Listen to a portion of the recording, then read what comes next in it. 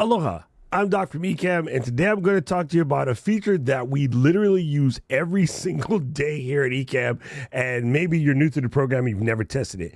We have a feature built into Ecamm known as Live Demo Mode. Now, what this is for is whenever I want to create a training video, or maybe I'm teaching a colleague something about Ecamm, I want them to be able to see my back end. Sometimes I want to show my back end when I'm live, and at the end of this, I'll show you another pro tip that I use it for, which is really not built for it, but I use it anyway because it's cool. So in Ecamm, if you look up in your menu or you press Command-Shift-D, I just hit a button like this and we go into what is known as Live Demo Mode. With Live Demo Mode, you're able to see everything that I have here on the back end of my Ecamm. So if I wanted to teach you about camera switcher, scenes, overlays, so forth, etc., now you're having a look at my back end. When I press Live Demo Mode again, it goes back into the regular setup. Now you're just seeing my master screen. So every once in a while, sometimes I come into Live Demo Mode because I don't have a screen share set up and I want to teach you something about a program. So then I'll just bring that program window over here to the front.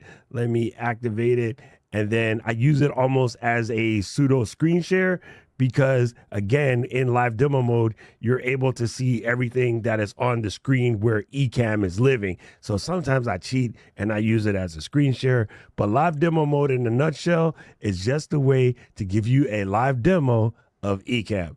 If you have found this useful, please make sure you pop the like button, drop any questions or comments you have for us down in the comment section below. And now YouTube's going to show you a couple more videos about Ecamm that we think you should watch. You know I agree with them. Aloha.